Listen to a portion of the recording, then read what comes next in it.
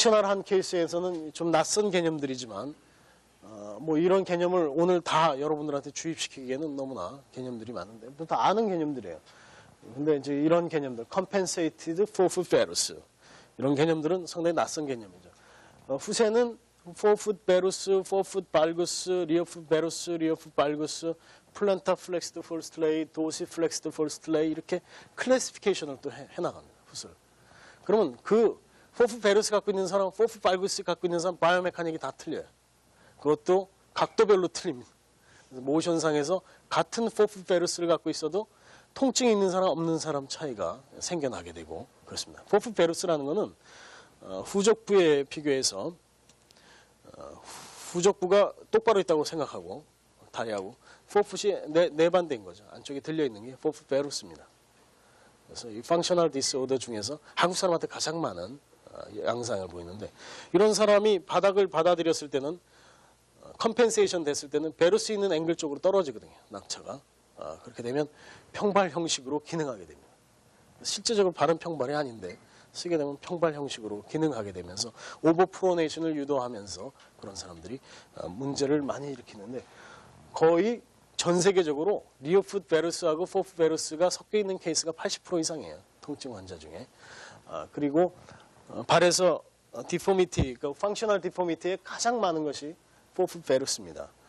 발 자체가 인볼트되어 있는 리어풋에 비교해서 인볼트되어 있는 상태에 데피니션 자체는 뭐 서브탈라 조인트가 뉴트럴 포지션에 있었을 때 리어풋의 플랜타 서페이스에 비교해서 포풋의 플랜타 서페이스가 인볼트된 것 그것이 포풋 베루스의 디포미티 데피니션이에요.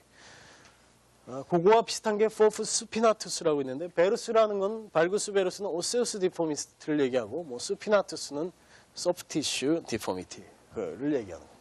트랜스버스 플레인 디포미티가 있는데 트랜스버스 플레인 디포미티가 있는데 후세에 말하자면 펠스 플래너스를 유발하느냐 그렇습니다. 인터널 페모럴 톨션, 인터널 페모럴 톨션 포지션 아까 페모럴 안테 톨션, 안테 볼전 있는 경우 니 조인트 자체가 인터널 로테이션 하겠죠. 안테 톨션에 의해서 그런 경우 발의 내측에 압박이 가해지게 됩니다. 네. 그런 경우 물론 이런 경우가 단순하게 있는 것이 아니라 제누 발금하고도 같이 있고 후세 패스 플래너스하고도 같이 하면서 여러 가지 다양한 양상을 보이게 되는 것인데 뭐 인토하면서 페모 자체가 페모에 톨션이 있어서 인토하는 경우, 페모에 안테 볼전이 있어서 뭐 인토하는 경우, 티비아가 인터널 로테이션 해가지고 티비아 인터널 로테이션에 의해서 인토하는 경우, 풋 자체 에디덕션, 포풋이 에디덕션 돼서 인토하는 경우, 이렇게 인토 개인만 해도 클래시피케이션이 해야 됩니다. 그래서 치료를 어디다 하느냐, 많이 돌아간 쪽에다가 치료를 해야지. 많이 돌아간 쪽을 치료해야지. 그냥 무조건 다 갱리 스프린트 써서 무조건 돌려놓으면 안 됩니다. 그런 것들은 거의 힙 조인트에다 영향을 많이 미치기 때문에 실제적으로 문제는 TBR 인터널 로테이션에 있음에도 불구하고 힙 조인트를 돌린다든지 그랬을 땐 그 사람의 축을 바꿔버리기 때문에 모션의 축을 바꿔버리기 때문에 장기적으로 봤을 때 어떤 악영향을 끼칠지 모르는 것이죠. 그리고 그래서 이런 트랜스버스 디포미티 자체가 갖고 있는 경우 또 반대로 풋에 영향을 미쳐서 풋 자체에 영향이 있게 되고 포스테리어 티비얼 텐돈의 파솔로지 갖고 있는 사람 그런 사람들도 마찬가지로 평발이 있는 경우가 많이 있습니다. 다리 길이 차이에서 다리가 긴 쪽 다리가 긴 쪽이 무조건 오버프로네이션 하게 되어 있습니다. 거의 모든 케이스가 단지 모든 법이 예외가 있듯이 다리가 긴 쪽이 수피네이션 하는 사람도 있습니다. 그런 케이스들은 다리가 긴 쪽이 프로네이션 하는, 오버 프로네이션 하는 것에 의해서 해석을 할 수 있습니다. 역으로 해석을 할 수 있는데 그런 케이스를 abnormally compensated 돼 있다라고 얘기하고 normal compensation에서는 어차피 다리가 긴 쪽이 트라우마틱한 경우는 포스테리어 티비얼 텐던이 럽처된 경우 있고 그 다음에 패스케브스는 반대입니다. 실제적으로 패스케브스 갖고 있는 사람이 로우 백페인이 더 많을 가능성이 많습니다. 실제 임상에서 아치가 낮은 사람보다 아치가 높은 사람이 통증을 많이 호소하는 경우가 많습니다. 특히 백페인에서 보면 그걸 유심히 보세요. 리미티드 프로네이션이 안 돼. 충격 흡수가 안 되고 테라인을 받아들이지 않고 테라인하고 싸웁니다.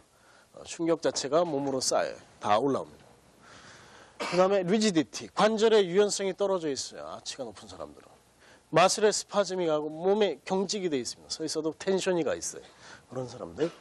그 다음에 발바닥에 발 바깥쪽으로 무게가 배치되겠고 디지털 컨트랙처가 있어요. 그래서 클로터 햄머터 근고 그 다음에 발목을 접지르는 경향이 많습니다. 그래서 앵클 스프레인을 하면서 하이아치 풋이냐, 포풋 발구스냐 뭐 그런 것들을 따지게 되고 물론 발목을 접지는 사람 중에 평발 중에서도 발목을 접지는 사람이 있습니다. 그런 사람들 임상적으로 평발이 너무 심하게 되면 페로니우스 마슬이 이볼전 시키는 능력이 떨어져요.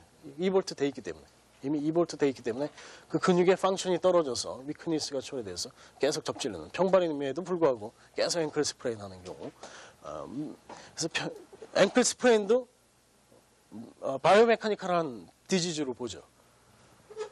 그래서 앵클 스프레인이 일어나는 데가 서브탈라 조인트거든요. 앵클 조인트가 아닙니다. 앵클 조인트에서 앵클 스프레인이 일어나는 게 아니고 캘케니우스가 있는 서브탈라 조인트에서 인벌전이 증가된 거죠. 과도하게. 원하지 않은 움직임이 나타난 거예요. 그래서 서브탈라 조인트 모션에서 나오는 대표적인 질환이 앵클 스프레인이지. 그 다음에 도시플렉션이 좀 안 되는 경우가 있습니다. 하이 아치 풋에. 그런 거는 안테리어 패스캡스하고 포스테리어 패스캡스로 이 타입이 나눠지는데 포스테리어 패스캡스는 이미 캘케니우스가 인벌전, 베루스 포지션에 많이 있는 케이스고 안테리어 패스캡스는 후천적인 경우가 많이 있는데 전족부가 드롭되어 있는 경우죠. 하이힐 많이 신어서 전족부가 드롭되어 있습니다. 그래서 전족부 자체가 플랜타 플렉스된 메커니즘을 갖고 있는 그런 풋에서 지표면을 받아들였을 때 하이아치 풋이 형성이 되는 겁니다. 예.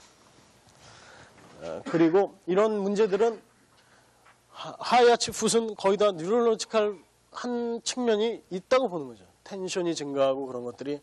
그렇지만 꼭 딱히 꼬집어서 무슨 뉴럴로지컬 문제가 있는지에 대해서는 규명할 수가 없는 정도지만 대체적으로 보면 의학적으로 하이아치 풋을 갖고 있는 사람이 뉴럴로지컬 문제를 갖고 있는 사람이 많이 있습니다.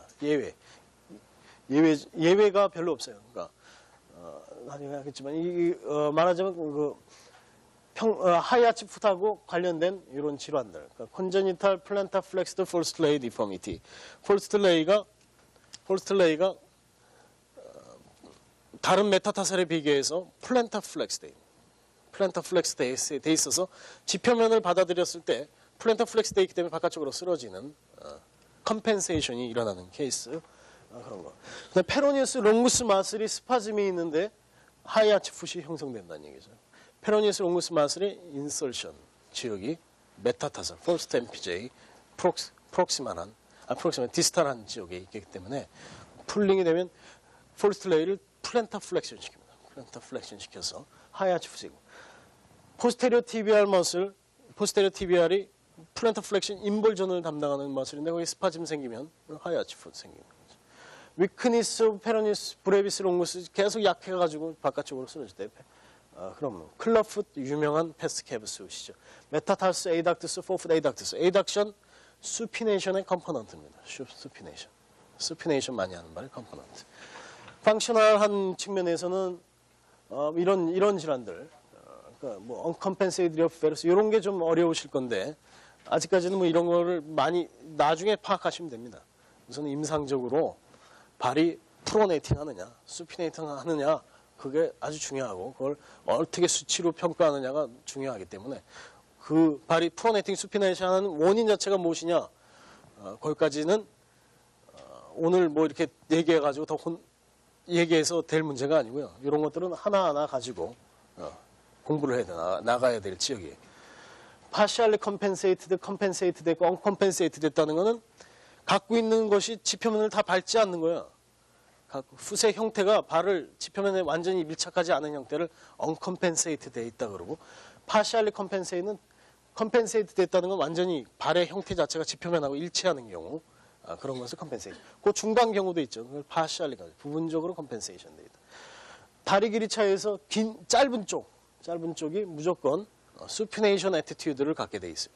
그래서 그리고 뉴럴로지컬 한 측면에서는 이러한 질환들을 갖고 있는 사람들 패스케브스 많이 있고 펑셔널 풋 디스오더에서 프론탈 플레인 디스오더가 아까도 말했듯이 리어풋 베루스, 리어풋 발구스, 포풋 베루스, 포풋 발구스 이런 개념들은 나타나는데 이런 오세우스의 문제들이 마찬가지로 컴펜세이션 됐느냐, 언컴펜세이션 됐느냐, 파셜리 컴펜세이션 됐느냐를 판단하는 방법에 대해서 이제 기술해 나눈 건데 이런 것도 마찬가지로 상당히 조금 더 심도 있는 공부를 해 나갈 영역이지 여기서 또 이 데피니션을 전부 이해하고 그런 성질은 아닌 것 같습니다.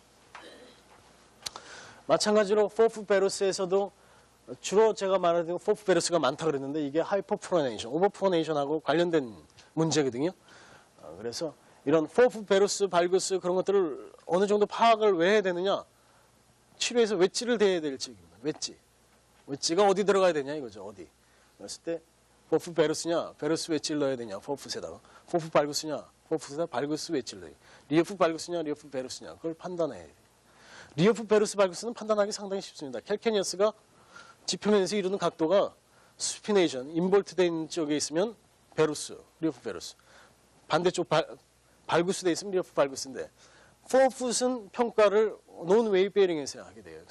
그래서 논 웨이브 베어링 상태에서 한 개 컴펜세이션 됐느냐 바닥에 디뎠을 때 그걸 또 클래시피케이션은 그렇게 하게 되는데 그래서 또 리어프 발구스, 포풋 발구스, 플랜터 플렉스드 폴스트 레이 그래서 그것에 대한 지표면에 어떻게 적응하느냐에 대한 것들을 하게 되죠. 근데 어차피 그런 것들이 나타나는 양상은 수피네이션, 프로네이션으로 나타날 것이다. 다른 것이 아니고 수피네이션, 프로네이션 두 가지 중에 하나죠. 아니면 똑바로 서 있든지. 그래서 발을 포풋과 리어풋의 관계로 하면 9가지로 분류가 되죠. 9가지로 해서 리어풋은 인볼티드 돼 있는데 포풋이 이볼티드 돼 있는 케이스도 있고 뭐 다 퍼펜디큘라, 다 수직 다 90도 각도로 지어져 있고 다 평면이고 패러렐이고 아주 좋은 형태를 갖고 있는 경우도 있고 그래서 했을 때 포풋에 문제가 있었을 때 포풋에 뭐 베루스냐 인볼티드가 베루스고 이볼티드가 발구스니까 이런 문제가 있었을 때 웨지를 어디 대야 될지 뭐 뻔하죠. 인볼티드 돼 있어서 만약에 풋 자체가 포프 베루스가 돼서 낙차가 이쪽으로 생겼을 때 웨지는 거기다 대야죠. 다른 데다 대면 안 됩니다. 그런 식으로 치료에서 이따가 이제 오후에 하겠지만 그런 치료를 어떻게 적용하느냐를 이제 가르쳐 드리겠는데 그런 문제가 다리 길이 차이를 이제 제가 예를 들었는데 그것들이 극명하기 때문에 그렇지만 일반적인 사람들도 풋 펑션이 똑같은 사람이었기 때문에 그런 점에서도 어프로치를 할 수 있다. 사지탈 플레인 디스오더는 뭐 이런 게스트록 마슬, 그러니까 사지탈에서 일어나는 문제니까 이거는 너무나도 잘 아는 문제들이고 트랜스플레인 디스오더는 하지만 톨션할 문제라든지 벌전할 문제, 톨션은 오세우스, 벌전은 소프티슈 문제 그런 것들이 있어요. 가장 흔한 병리역학적인 문제, 풋 펑션에 의해서 타입별로 질환에 대한 문제들, 가장 흔한 것들, 그 다음에 그것들의 오소딕 매니지먼트, TPS라고 썼는데 이건 트리플 포 시스템, 발을 3차원적으로 치료하는 혹은 발을 유형별로 치료하는 시스템에 관한 거죠. TPS 매니지먼트. 그랬을 때 풋 타입은 1, 2, 3, 4, 5, 6, 7, 8으로 나누고 분명히 어떤 질환을 갖고 있으면 여기 한 군데에 속해 있습니다. 머스큘러 스켈레탈 질환은 하지 쪽에 있으면 이쪽에 하나에 속해 있고 백페인을 갖고 있어도 두 발이 어느 쪽인가 속해 있는 발입니다. 그래서 uncompensated 리어풋 베루스, uncompensated 됐다는 건 리어풋이 베루스라는 건 리어풋이 베루스 포지션에 있는데 그 플랜타 캘케니아 서페이스 자체가 지표면하고 닿지 않는 거예요. 말하자면 튜베로시티를 레터럴 쪽만 쓰고 걷는 거죠. 그래서 리어풋 베루스를 이걸 안 하는 거죠. 이걸. 그런 건 uncompensated. 그러면 이거는 수피네이션 하는 발이죠. 수피네이션 하는 발이 되겠습니다. 그 수피네이션을 하는데 왜 그러느냐를 따지는 거예요. 그 발이 어떤 형태를 갖고 있기 때문에 어떤 바이오메카닉을 갖고 있기 때문에 그런 식으로 기능하느냐를 따져나가는데 요거는 좀 그래서 약간의 생각을 해야 되고 치료마다 이렇게 생각을 조금씩 해봐야 됩니다. 무조건 어떤 결과론적인 입장에서는 프로네이션, 수피네이션을 치료하는 것이기 때문에 원인적으로 이런 문제가 있어도 프로네이션, 수피네이션을 치료하는 것입니다.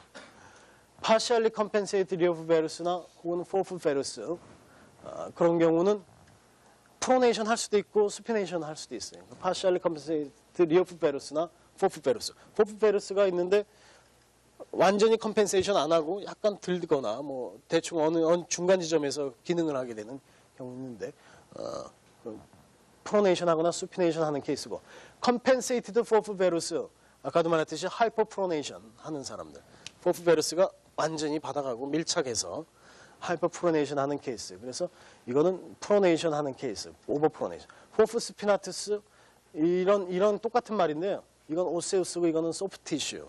발에 인트린직 마슬의 위크니스가 있거나 어떤 마스큘러 펑션의 문제, 소프트 티슈의 문제 그런 것들이 있어서 있는 경우 오버 프로네이션 합니다. 3, 4 오버 프로네이션 하고 플렉시블 포프 발구스.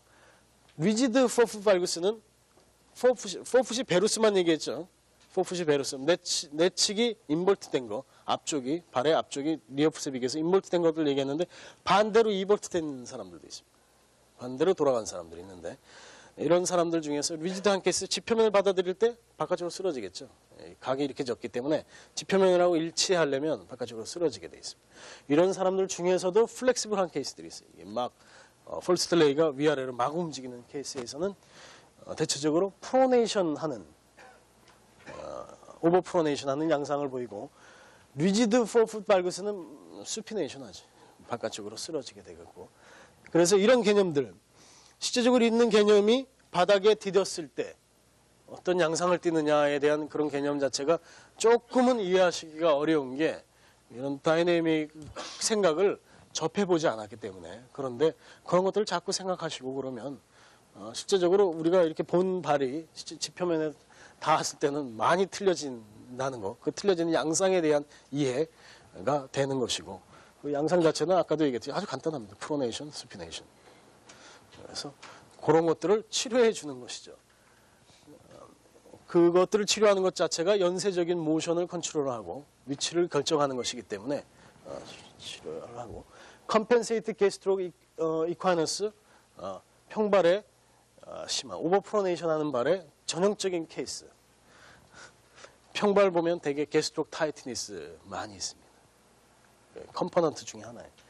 컴펜세이티드 트랜스버스 플레인 디포미티 아우터를 하건 인터를 하건 그것들이 인터를 하건 아우터를 하건 그것들이 발의 오버 프로네이션 혹은 오버 수피네이션을 유도한다는 얘기죠.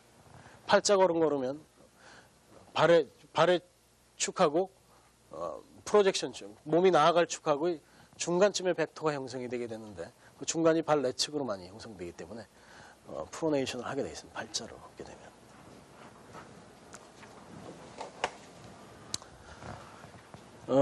발의 이제 대표적인 질환들 중에서 어바스큘라 네크로시스가 있습니다. 그 흔히 말하는 성장통들이죠. 성장통이 바이오메카니컬한 질환이라고 바이오메카닉 쪽에서는 그렇게 얘기합니다. 성장통이란 추루 성장통은 없다고 보는 거죠. 실제적으로 뼈가 빨리 자라고 근육이 늦게 해가지고 그런 케이스가 있는 게 아니고 아주 드물고 아주 드물게 나타나고 다만 모션상에서 트랙션이 되는 거죠. 트랙션. 그 뼈의 모션에 적응을 못하는 겁니다. 텐던이나 그런 것들이 잡아 당겨지는 것입니다. 그래서 그거는 이런 캘케니아 아포피자이티스, 네비큘라 아포피자이티스, 프레이브그스 인팍션 이런 것들 보면 아이들이 발이 평발이거나 제누 발금이 있거나 인터널 톨션이 있거나 그런 중에 하나입니다. 그래서 그런 문제를 해결해주면 쉽게 물론 이런 것들이 펑셔널 아답테이션을 해요. 1년 동안 아프다 안 아파. 펑셔널 아답테이션 한 거는 디포미티가 그런 방향으로 형성이 된 겁니다. 그걸 받아들인 거예요. 디포미티. 그렇기 때문에 바이오메카닉적인 측면에서 기다려보자라는 말을 하는 건 상당히 위험한 것입니다. 그 환자를 내팽개치는 겁니다. 나 모르겠다는 거죠. 기다려보자는 말은 웨이덴시 메소드는 더 이상 설 자리가 없습니다. 이 아이가 어떻게 될지 좀 기다려보자고. 10살까지 기다려보자.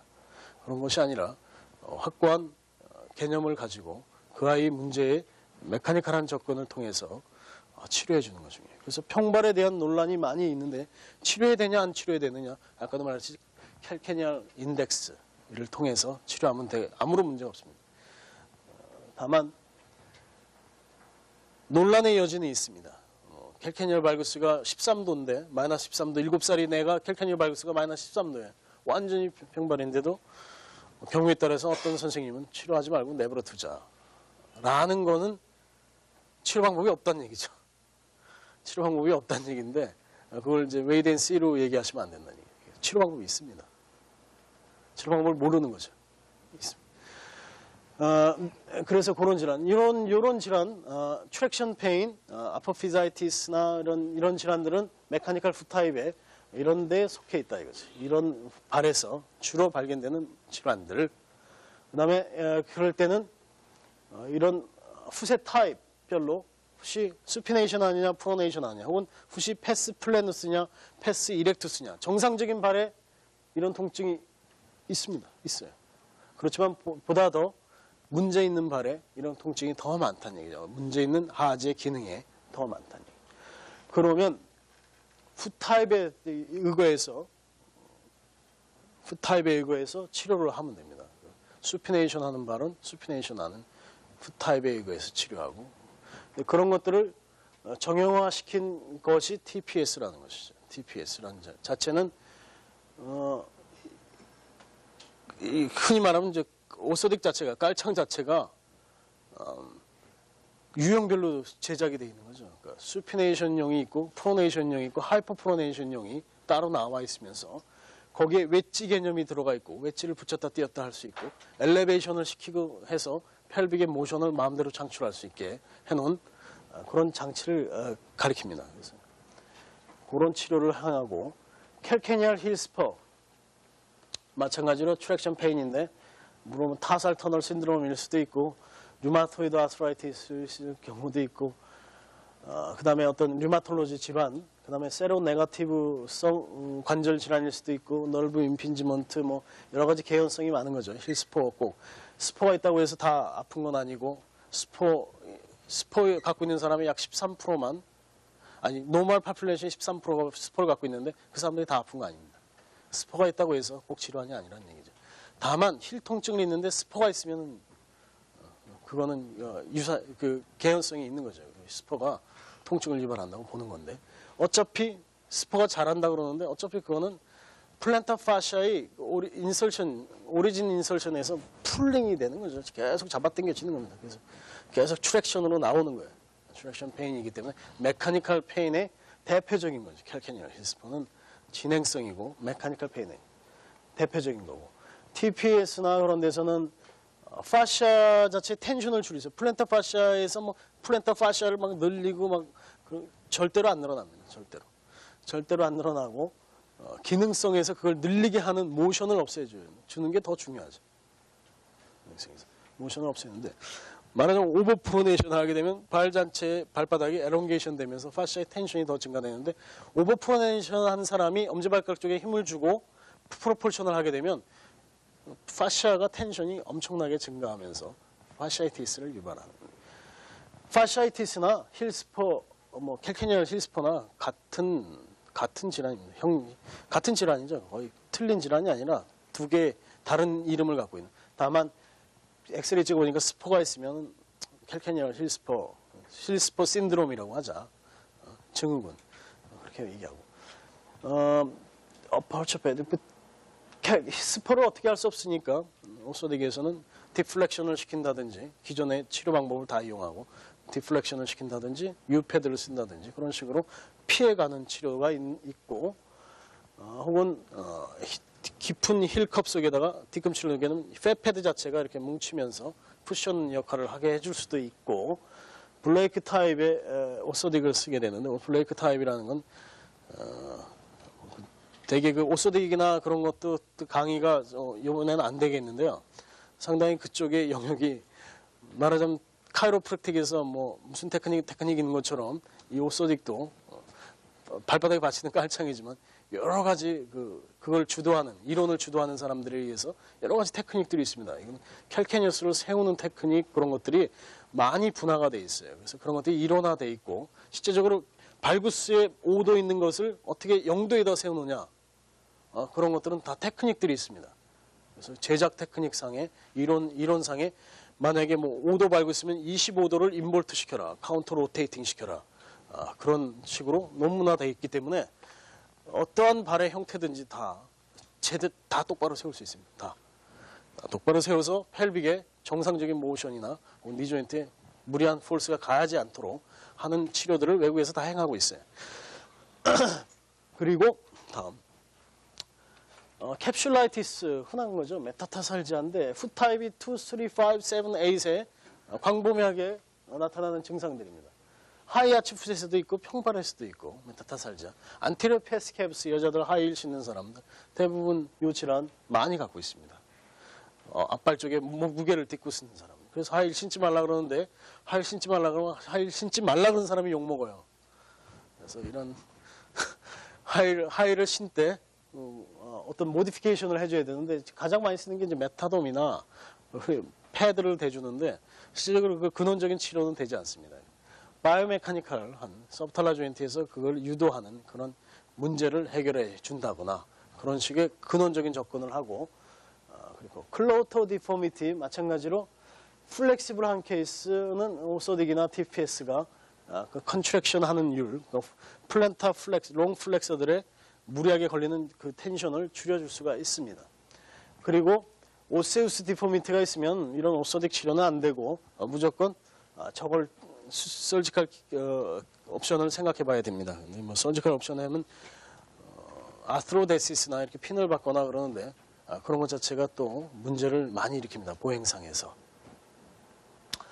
그 다음에 폴스트 메타타설 조인트 파솔로지예요. 할루스 리미투스, 할루스 리지두스, 할루스 익스토시스, 폴스트 메타타설, 폴스트 큐네이폼 엑소스토시스.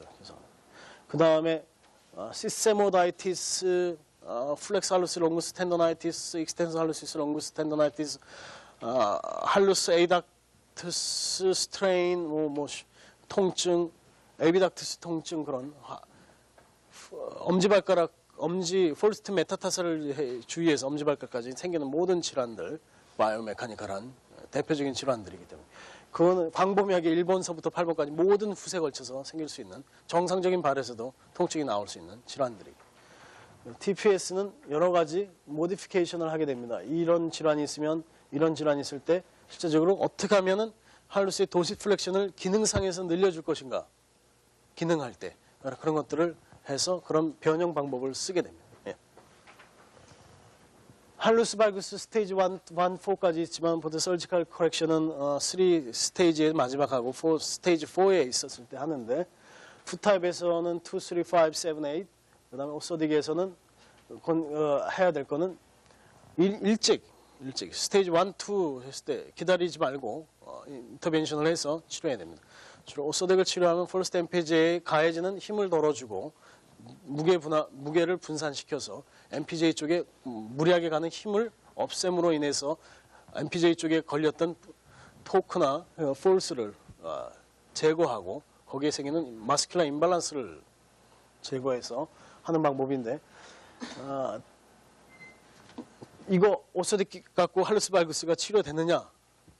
OS에서는 아직도 안 된다 그러고 류마톨로지 쪽에서는 된다고 이제 또 논문이 나오고 있으니까 보통 오소딕 갖고 한 달 이내 5도 정도 평균적으로 돌아오는 것 같습니다. 엑스레이 찍어보면. 그리고 요즘에는 실리콘 디바이스들이 하도 발달해서 인터 디지털 실리콘 디바이스를 많이 써요. A와 B를 섞어서 발가락 사이 발가락에 클로퍼 디포미티가 있으면 다 원상복귀 시켜서 다시 몰딩을 시켜가지고 그대로 기능하게 합니다. 정상 기능하게 하는데 그런 것도 이제 점차적으로 치료를 행하는 방법 중에 하나인데 오소딕하고 포풋의 디지털 디포미티는 그런 식으로 많이 치료를 하고 할루스 발구스도 이미 심하게 꺾여져 있는 경우 메카니컬한 걸 잡아도 디포미티가 이미 진행이 되어 있기 때문에 리볼스한율이 적기 때문에 그런 경우에는 마찬가지로 리볼스를 시킵니다. 반강제적으로. 하지만 리볼스를 시킬 때 너무 무리하게 시키면 안 된다는 얘기죠. 그래서 천천히 시키게 되는데 그런 걸 했을 때 실리콘 디바이스, 오소 디지털 디바이스를 써서 그 몰딩을 시켜서 그 각을 또 벌려놓고 그런 치료들을 많이 행하죠. 그리고 뭐 심한 케이스들 이런 오소딕 갖고는 안 됩니다. 스테이지 4까지 왔는데 물론 통증이 있는 경우 MPJ에 가는 그래서 푸시오프 때 할루스 발구스 양식으로 푸시오프를 하는 거를 막고 싶다면 줄여주고 싶다면 쓰면 좋지만 대체적으로 심한 케이스는 서지컬 케어 하라는 게 있습니다. 무조건 서지컬 케어를 반대하는 것이 아니라 붓에서 서지컬 케어를 하는 경우는 컨설베이티브 한 메소드가 다 고갈되었을 때 쓰는 방법이지 퍼스트 옵션이 아니에요. 붓 자체를 서지컬을 퍼스트 옵션으로 하는 몇몇 케이스들은 따로 있습니다. 오스테올로지컬한 문제들이 있는 경우들 따로 있고 그렇지만 대체적으로 처음에는 컨설베이티브한 거를 생각해 봐야 되는데 컨설베이티브한 거의 요체가 뭐냐? 바이오메카닉한 치료가 컨설베이티브의 요체예요. 그래서 TPS 같은 경우는 만약에 수술하고 나서 다시 리커런스가 걱정된다 이거죠. 어떤 펑셔널한 측면에서 문제가 생길 것 같으면 오소딕을 쓰게 되면 실제적으로 메카니컬한 측면에서 예방을 하기 때문에 괜찮고 프리오퍼레이티브 우리가 수술하기 전에도 오소딕을 신겨요.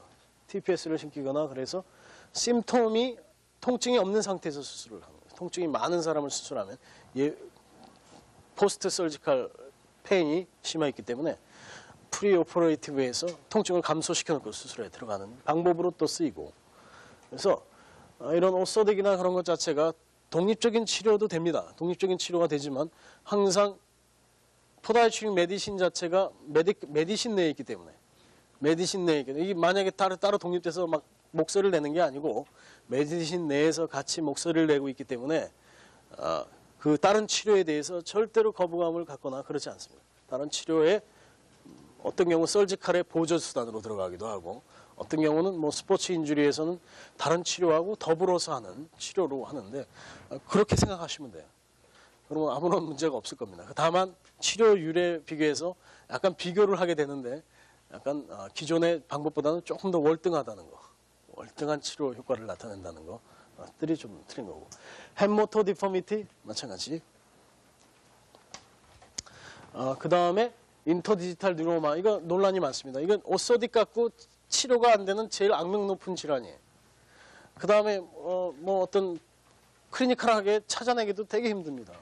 어디 뭐가 진짜 널브가 인플레메이션이 있는지 부었는지 잘 찾아낼 수가 없어요. 보통 third 메타타설하고 fourth 메타타설 사이에서 널브에 문제가 생기는데 메디얼 플랜터 널브하고 레터럴 플랜터 널브가 만나는 지점입니다. 그래서 풋 펑션, 메디얼 레터럴 칼럼에서 일어나는 풋 펑션이 거의 거기에서 문제를 일으킬 수 있는 소지가 있는 것입니다. 대체적으로 풋 타입은 2, 3, 5, 7, 8에 있고 치료는 메타돔을 쓰거나 엘레베이션, 오소딕 자체가 third 메타타설을 엘레베이션 시킨다든지 third 메타타설을 엘레베이션 시킨다든지 이런 식으로 서로 좀 벌려놓는 거죠. 떨어지고 기능상으로 좀 멀어지게 하고 그런 방법을 많이 쓰고 안 되면 또 수술해야 되는 거예요. 수술해도 리커런스가 오는 경우가 있어요. 풋 펑션이 계속 그렇다면.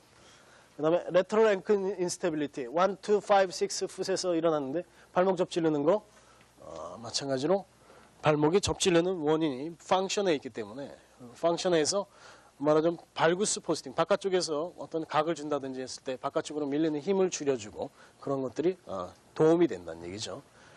그리고 말하자면 계속된 그 수피네이션 되는 위치에서 계속 텐션을 받았던 근육들이 프로네이션 쪽으로 돌려주면은 마슬의 코오디네이션이 더 잘 이루어진다. 그동안에 이루어졌던 근육의 부조화들이 해결이 된다니. 그 해결이라는 게 어느 면에서 상당히 놀라워요. 간단하게 웨지 하나 됐는데 마슬의 텐션이 풀리고 그러는 것들이 일어난다는 얘기죠. 몸에서.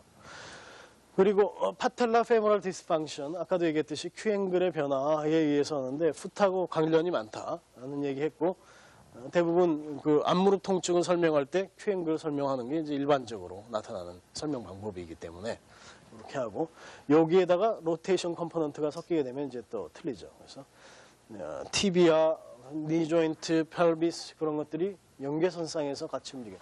플랜타 파시아티스 마찬가지. 플랜타 플렉스드 펄스트 레이 이런 디포미티, 텐더나이티스들 각종 텐더나이티스들 상당히 이런 메카니컬 치료가 효과적이다. 스트레스 프랙처 메카니컬한 문제 물론 그 지역에서는 오소페딕하고 프랙처가 안 보이고 뭐 그런 헤어라인 때문에 엑스레이 상에서 잘 안 보이고 그러고 통증은 계속되고 그랬을 때 실제적으로 해줄 수 있는 것들 중에 하나가 오소딕입니다. 그래서 웨이트 베어링을 분산시켜주고 거기 MPJ 그 지역 뭐 서드나 메타타살 헤드 쪽에 생기고 샤프트 쪽에 생기는 문제를 해결해 주기도 하고 그 다음에 다른 병리적인 푸세 다리의 문제들 여기서는 지금 백페인을 지금 얘기 안 했는데 그건 이제 이따 오후 강의에서 얘기를 해야 되는데 레트로 캘케니어 엑소스토시스, 시버스 디지즈, 테일러스 바니안, 시세모이타이티스, 안테리오 심페인, 포스테리오 심페인, 컴파트먼트 신드롬, 다리 길이와 관련된 문제들, 콘 칼로시티까지 전부 다 메카니컬 치료를 행해야 되고 그쪽에 프레셔를 덜어줘야 되고 안 가게 해야 되고 기능적으로 그쪽에 몰리는 어떤 메카니컬한 측면을 해결해 줘야 된다는 얘기죠. 아스트라이틱 풋, 다이아베틱 풋 마찬가지입니다. 프레셔 문제. 근데 보다 더 다이아베틱은 프레셔에 신경을 쓰고 앞점이나 그런 것을 신경 쓰게 되는 거는 그 자체 당뇨병 자체가 발에 뉴로패틱한 체인지하고 엔지오패티, 스몰 베셀 디지즈나 스몰 널브 디지즈를 유발하기 때문에 발의 앞점 자체가 궤양, 괴사, 절단으로 이어지기 때문에 그렇습니다. 그래서 그런 것은 프리벤션, 아스트라이틱 페인, 류마톨로지 풋, 류마토이드 아스트라이틱 풋, 평발로 변해버리고 그런 것들을 막아줘야 됩니다. 막아줘야 되고 보행이 더 자유롭게 관절들 축이 어긋나면서 통증이 더 오기 때문에 관절 축이 정상에 가깝게 이런 경우에는 바이오메카니컬한 개념으로 어프로치는 하지 않습니다. 이런 경우는 그냥 깔창 개념인데 깔창의 웨지 개념으로 어프로치를 하죠. 말하자면 포프 베루스가 있어서 그 낙차가 생겨서 류마토이드 풋으로 고생하는 분 그런 웨지 개념을 가져야 됩니다. 무조건 아치를 받치는 것이 아니고 그래서 그렇게 하고 디플렉션이나 무게가 닿지 않게 하는 여러 가지 방법들을 많이 쓰게 됩니다. 그 다음에 포도페다의 출입은 오늘도 강의는 안 했지만 소화의 문제들 전부 치료 가능하고 프리벤션 해줘야 되고 메카니컬한 것이 바이오메카니컬한 것이 성인에 이어지면서 여러 가지 문제점을 유발한다는 걸 예측한다면 치료하는 것이 합당하다.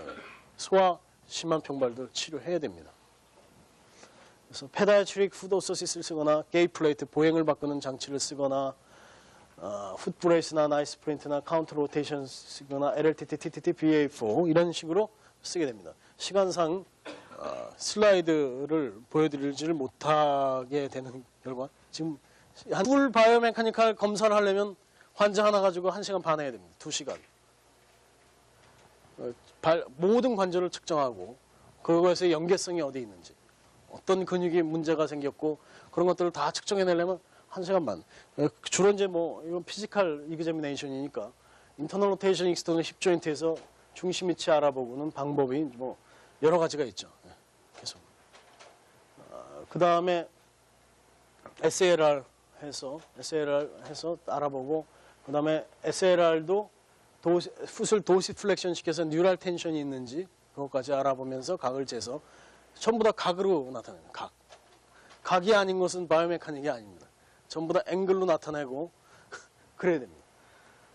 그리고 안테리어 니페에는 클라크 테스트를 통해 가지고 트랙션 하는 방법을 알아보고 그래서 대체적으로 지금 몇 가지 케이스들 계속 넘어갔어요. TBR 톨션 페모럴 콘다일들, 니조인트 콘다일들이 침상면에 수평이 되게 하고 메디알 말레올러스, 레터럴 말레올러스하고 메디알 말레올러스에 이루어지는 각을 재는 그래서 TBR의 톨셔널한 것들을 알아보는 방법. 그다음에 그것도 반대로 니 조인트를 플렉스 시켜서 밑에서 알아볼 수 있는 방법. 그다음에 풋 자체의 모션을 검사하는 방법. 말하자면 수피네이션 했을 때 풋이 더 리지드로 가고 프로네이션 했을 때 풋이 더 플렉시블하게 가는데 그런 기능이 정상인지에 대한 각 관절별로 알아보는 방법들.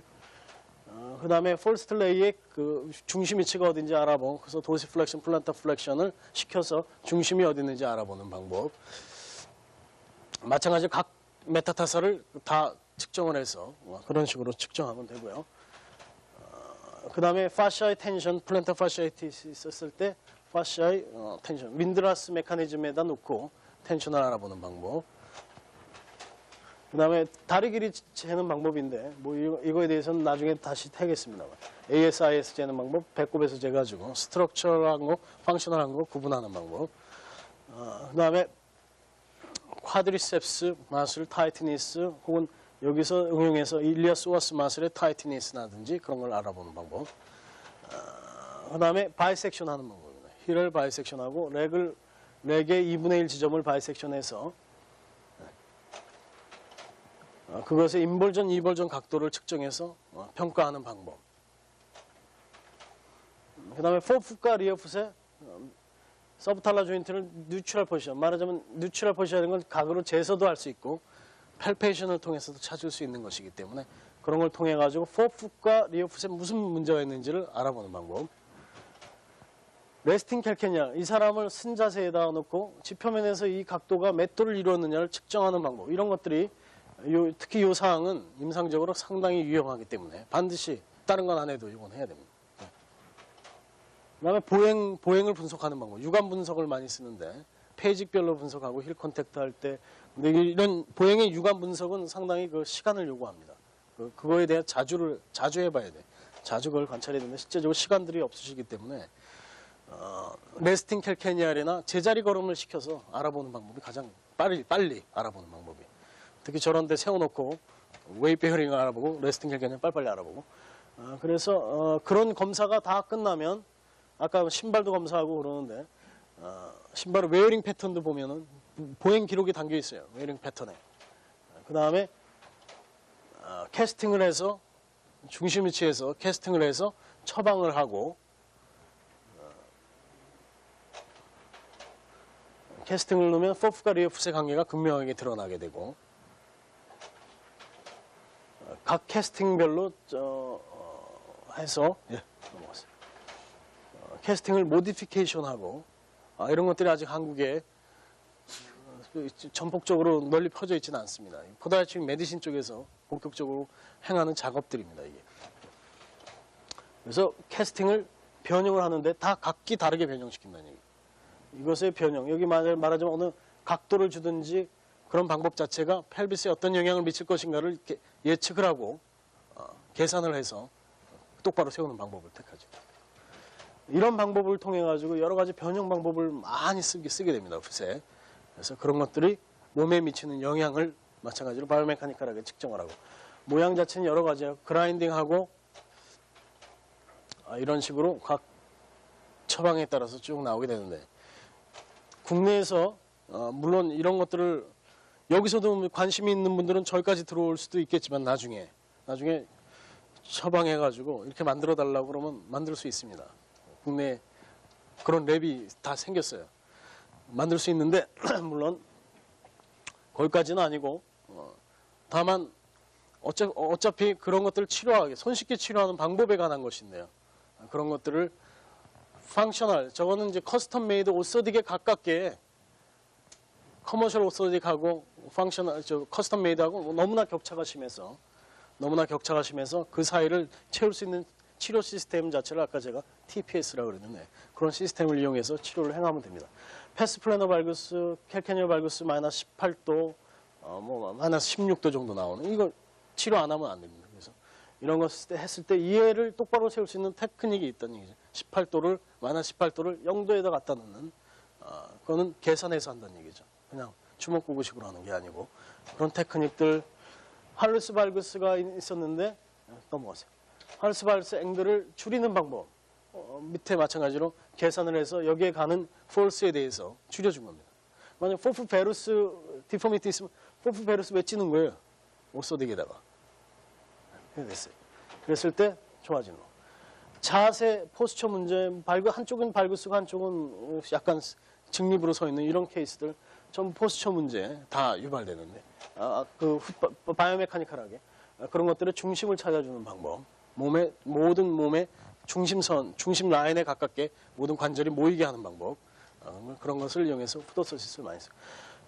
TBR 톨션 트랜스포머, 뭐 외국 책에도 자주 나오는 얘기인데 이런 것들이 국내에 없습니다. 그래서 이런 TBR 톨션, 인토게이터는 LLTT, 로우 림브 트라이플레인 트랜스포머, 제누 발금 왔다 갔다, 밑에서도 왔다 갔다.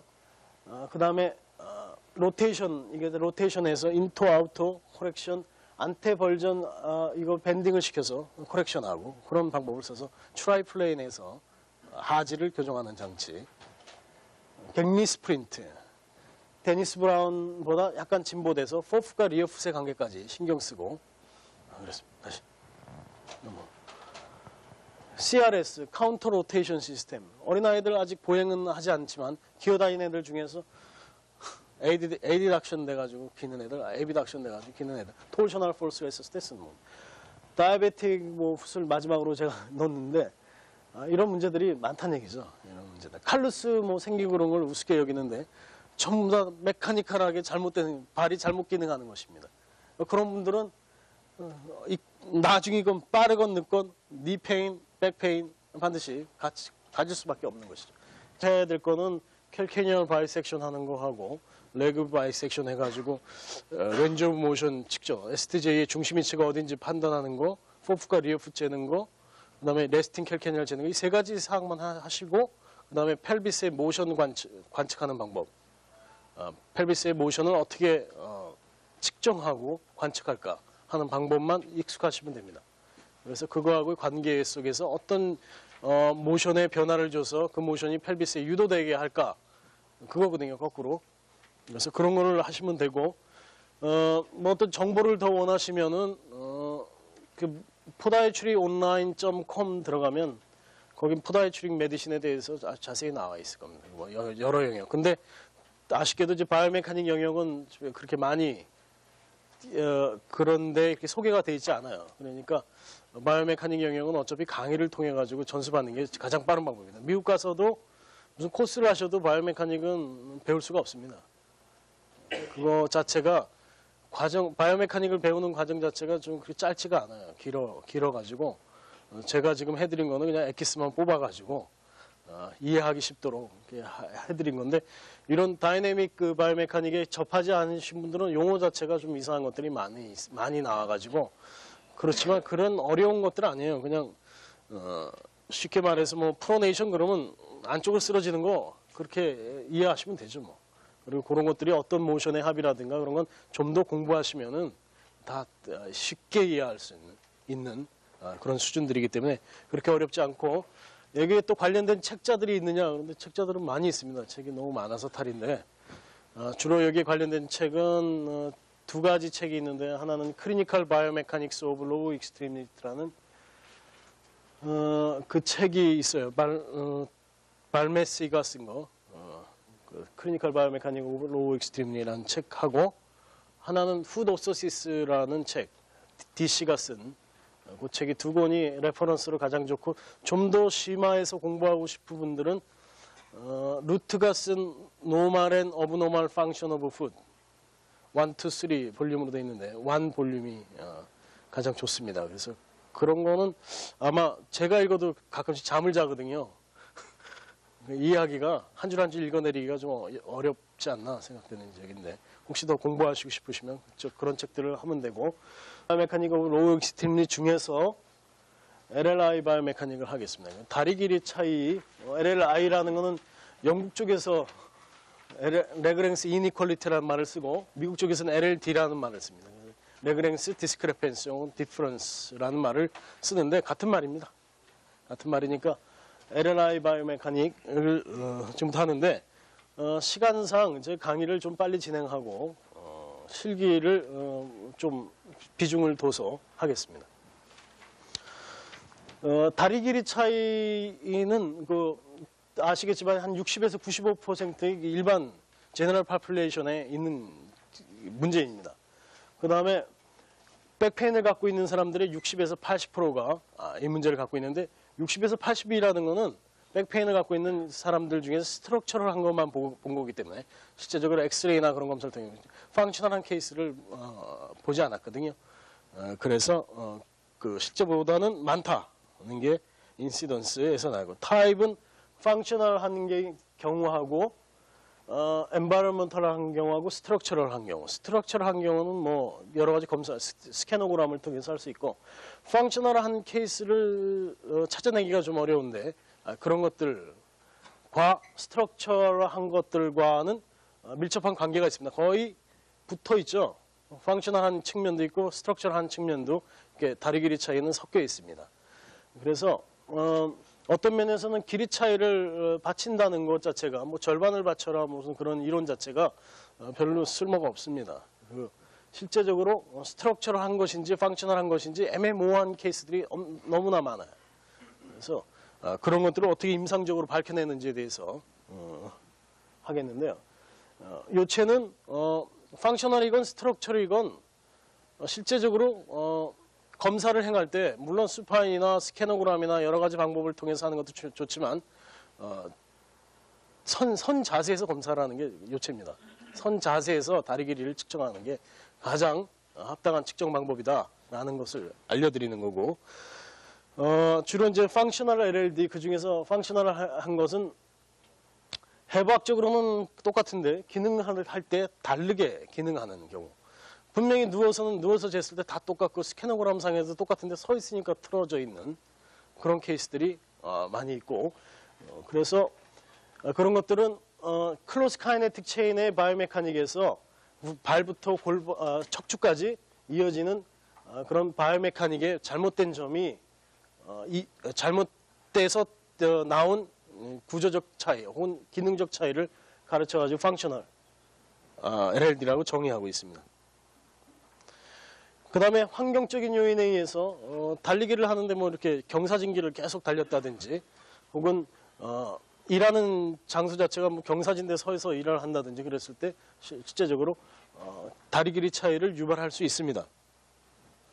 스트럭처럴한 경우에는 해부학적으로 진짜로 짧은 경우를 말씀드리는 건데 그 경우에는 펠비스의 오빌리퀴티, 경사각이 형성되고 그리고 그 경우에도 스트럭처럴한 경우에도 컨저니탈한 거라고 acquired 한 경우로 나눠지게 되고 이런 경우는 두 가지 경우가 있는데 길이는 다르지만 성장률에서는 차이가 없는 경우 길이는 다르지만 성장률에 의해서 생겨난 다리 길이가 차이가 아닌 경우는 프랙처 같은 경우 한번 부러졌다가 아물면서 길이 차이가 유도되는 경우 또 한 가지는 성장률에서 차이가 있고 실제적으로 길이 차이가 구조적으로 없었지만 성장률에 있어서 나중에 형성된 경우 그런 경우는 오스테오마일라이티스 같은 경우 성장판 자체가 성장을 멈추거나 혹은 자라지 않는 경우가 있습니다. 그 다음에 마일드한 LLD 같은 경우 뭐 통증이 없는 경우 그런 경우 많이 있는데 그런 경우는 대체적으로 정상적인 해부학적인 변형 정도로 다양성 정도로 인정하지 그걸 꼭 질환화해서 문제 삼지는 않는다는 게 중요한 개념입니다. 그 다음에 원인을 살펴보면 대개 펑셔널한 케이스는 약 33가지 지금까지 리서치를 통해서 알려진 건 33가지. 그다음에 구조적인 건 47가지가 있는데 대체적으로 많이 되는 경우 펑셔널한 경우에 흔한 경우는 한 5가지 정도인데 펠빅에 문제가 있는 경우, 룸발 문제가 있는 경우, 마스큘라 문제가 있는 경우, 그다음 바이오메카닉상의 풋 바이오메카닉, 로어 림브 바이오메카닉에 이상이 있는 경우, 그다음에 뭐 멘탈 이모셔널 스트레스 인듀싱 스파이널 매니저 시스템 텐션 뭐 그런 경우 그래서 그렇게 뭐 스트레스를 많이 받거나 그래도 다리 길이 차이가 유발된다면 쇼크를 심하게 받거나 그래도 구조적인 다리 길이 차이는 콘제니탈한 케이스하고 혹은 트라우마에 의해서 그다음에 thermal injury, radiation에 의한 것, sepsis 혹은 infection, iatrogenic 원인을 모르는 경우, 튜머 같은 경우 컨디션, 애니소멜리아, 하이퍼 아트로피하고 헤미 아트로피하고 헤미 하이퍼트로피하고 그러니까 한쪽하고 한쪽이 다르게 성장하거나 혹은 덜 성장하는 경우 그렇고 뉴럴로지컬 디스오더 중에서도 스트럭처럴한 거 특히 뭐 CP 같은 경우 구조적인 차이를 유발하고 그 다음에 인플레메이터리 컨디션이 있어서 있는 경우 마찬가지로 아스라이티스가 있어도 길이 차이가 유도되고 그렇습니다. 관절의 변형이 생기면서 그 다음에 성장률이라는 것을 따져봤을 때 보통 무릎 주위에서 65% 정도 성장이 하지 쪽에서는 65%의 성장률을 이루고 있습니다. 그래서 1년에 디스탈 페모럴 에피피지스에서 1cm 정도 혹은 티비알 에피피지스에서 6mm 정도 성장을 하고 나머지는 뭐 골반 그 프록시멀 페모럴 에피피지스에서 15% 디스탈 티비알 에피피지스에서 20% 정도 성장을 하고 있습니다. 성장. 다리 길이 차이에 대해서는 크리티컬 밸류, 그러니까 어떤 게 진짜 차이가 나는 게 통증을 유발하느냐에 대해서는 아직도 논란이 계속되고 있습니다. 뭐가 차이가 있느냐 이거죠. 그래서 그런 논란을 한 리서치들을 지금 제가 나열한 건데 어떤 논문은 3mm 정도만 차이 나도 3mm보다 조금 더 차이 나면 운동하는 사람들한테는 통증을 충분히 유발한다고 보고 어떤 사람은 뭐 7mm 이하는 통증이 전혀 없다고 얘기하고 또 어떤 사람들은 5mm 이상이면 스파이널 컴펜세이션이 일어날 수도 있다. 그리고 어떤 사람은 6mm 이상이면 마찬가지로 스포츠 인주리를 유발한다. 그다음에 어떤 사람은 9mm 가지고도 룸바 페셋의 앵글이 각도가 변한다고 그런 사람이 있고 1cm 이상이면 뭐 백페인이나 스콜리오시스가 스탠스에서 생기다라고 얘기하는 사람 2cm 이상이면 하지에서 어떤 보상작용이 일어난다는 거 하고 그 다음에 2.2cm 이상은 스콜리시스 유발하고 4cm 이상은 수술해야 된다. 이런 식으로 각기 다른 그 밸류를 내세우는데 그건 다른 말로 얘기하자면 앱솔루트 밸류가 없다라고 얘기하는 거예요. 다리 길이 차이는 어느 시점이 중요하다고 말할 수가 없다라는 것이죠. 그래서 그러면 어디가 중요하냐? 통증이 있었을 때가 중요하다. 이거지. 통증이 있었을 때 인디케이션 자체가 다리 길이 차이가 0.3이 됐건 1.5가 됐건 통증을 유발하는 원인으로 작동했으면 그것 자체가 밸류가 되는 거죠. 크리티컬 밸류가. 그 다음에 다리 길이 차이가 어떤 식으로 병리적인 현상을 유발하냐면 그거는 바로 메카니컬 스트레스가 증가함에 따라서 다리 길이 차이로 인한 그 바이오 메카닉의 변화로 인해 메카니컬 스트레스가 어느 관절이나 어느 근육이나 인대에 증가함을 따라서 그런데 그 원리 자체는 아주 반복적으로 작은 스트레스를 계속 가했을 때도 메카니컬 스트레스가 증가하고 혹은 아주 라지 포스 자체가 해서 다이렉트 인주리 같은 경우도 메카니컬 스트레스가 증가하죠. 그 다음에 스트레스가 이렇게 증가하는 거. 같은 스트레스에도 오랫동안 있으면 그 스트레스가 몸에는 실제로는 증가하지 않지만 증가하는 것처럼 느껴지는 그런 것도 마찬가지로 오래 걷거나 오래 서 있거나 그런 것도 스트레스가 증가하는 요인으로 보는 거죠. 메카니컬 스트레스는 그 한 지역에 가해지는 힘의 세기로 나타냈는데 실제적으로 그 원인 자체는 어브노멀 바이오 메카닉 혹은 훗 바이오 메카닉에서 훗의 모션이나 혹은 어브노멀 바이오 메카닉에서 펠빅의 모션이나 니 조인트의 모션이나 어느 관절에 크로스 카이네틱 체인에서 링케지 시스템에서 변화가 왔을 때 메카니컬 스트레스가 증가되게 되는데 그것은 기능적인 임밸런스가 생기기 때문인데 만약 니를 굽히고 있거나 메카니컬 스트레스가 관절에 증가될 수 있습니다. 그래서 그거는 조인트에 영향을 미치고 근육에도 영향을 미치고 결국은 구조적인 임밸런스를 이룬다.